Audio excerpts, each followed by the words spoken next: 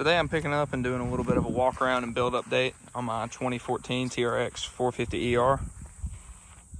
So I know in the last two episodes of this thing, I ended up doing a handlebar install as well as a park and brake block off.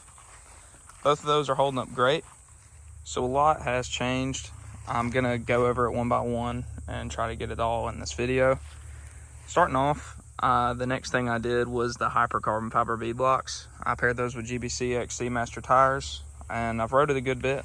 It's done amazing so far. I can't complain at all with the traction I've had.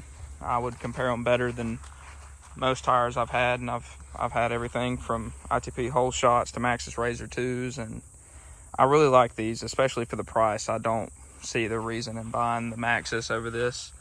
Also, I'd like to say my Maxxis tires wore out a lot faster than these have so far. So the next thing I put on this was the BCC Poly Skid.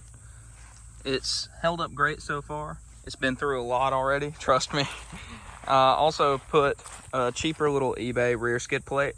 Some people say bad things about these. I've ran them on several different machines and never had a single issue with them. Just make sure you put a little bit of Loctite on those bolts in the swing arm and you should be good.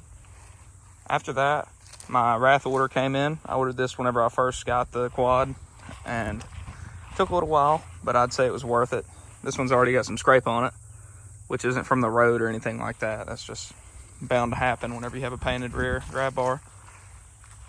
So now moving on to the engine side of things. Since I got this thing, never really did much besides change the oil. Then it all kind of came down at once. The starter clutch went bad, which is a common problem for this. It wasn't a big deal. I ordered a new Honda one-way bearing, reinstalled it. I also went ahead and welded the reduction gear, because the starter reduction gears in these things, they're notorious for going bad, as well as the starter clutch. And I read on the Facebook page, or actually my buddy did, he read on the Facebook page that you could weld them. So we tried it on his and it worked amazing, because the starter reduction gear was actually the problem on his, and it fixed both of ours. Really highly recommend that. So after the whole battle with the starting system, I went and rode about 15 more hours, ran great the whole time. Then I ran into it being kind of hard to crank, so assumed my valves needed adjusted. You're supposed to adjust the valves pretty frequently on these things. I ended up ordering a Hot Cams valve shim kit. Heavily recommend that kit if you have to adjust the valves on your four-wheeler. It's really a great one. But what I found whenever I took off the valve cover was that it was running down to the last size of shims. They'd actually never been adjusted before, but they'd tightened up, and there was just no way to do it without replacing the valves.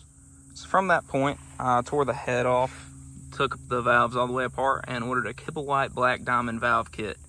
Now, I've heard some bad things about that, and I've also heard really good things about them. Some people told me to go OEM. I heard Del West. But I really wanted to try them. I've never ran them before, but I'll be the sure test of my opinion on them anyways, if they're good or bad. But I threw this whole thing back together. Bought a little cheap valve tool, got a help from a buddy, actually, at one point.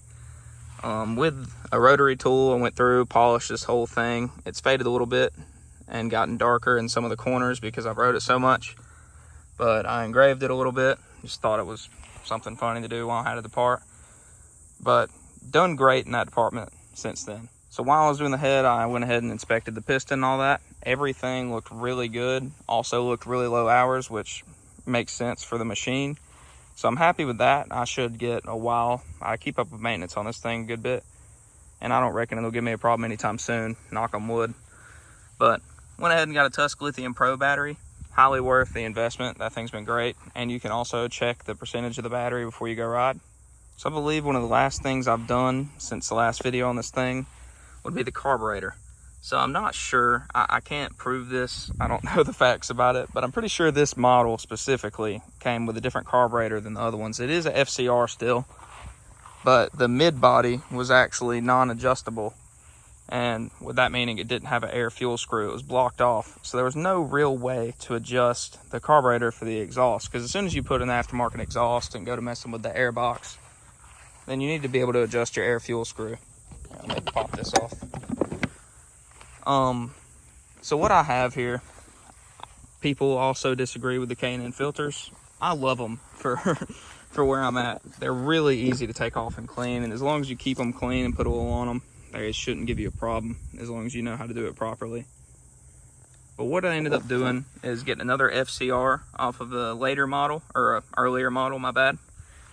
I got a rebuild kit, ordered the new mid-body gasket, and I actually took a mid-body off of, I believe, an 08 TRX450 and used my bowl and everything off the 2014.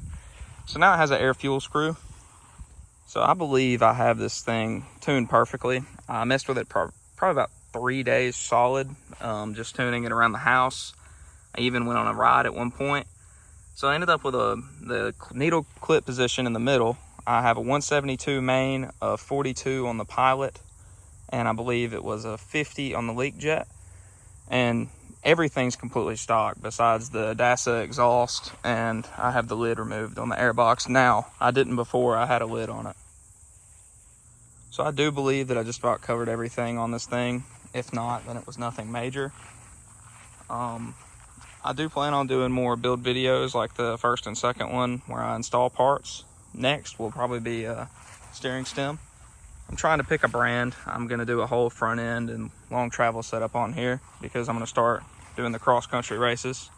With that being said, I hope you guys really enjoyed the video. If there's anything specific that you're wanting to see, then please leave in the comments and I'll pick up next time. Thank you.